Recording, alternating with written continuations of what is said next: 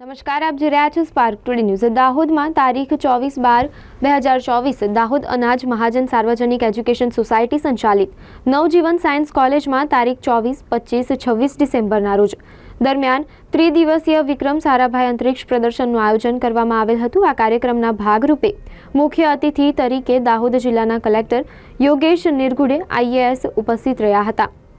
આ સાથે જિલ્લા શિક્ષણ અધિકારી SL દામા સાહેબ પણ હાજર રહ્યા હતા અને SSC ઇસરોના સિનિયર સાયન્ટિસ્ટ ડોક્ટર ભટ્ટ અને બિંદવ પંડ્યા સાથે તેમની સંપૂર્ણ ટીમ હાજર રહી હતી। મુખ્ય અતિથિ દાહોદ જિલ્લાના કલેક્ટર યોગેશ નિરગુડે IAS તેમજ ઉપસ્થિત મહેમાનો દ્વારા વિક્રમ સારાભાઈ અંતરિક્ષ પ્રદર્શન દાહોદ જિલ્લા માટે ખુલ્લું મુકાયું હતું।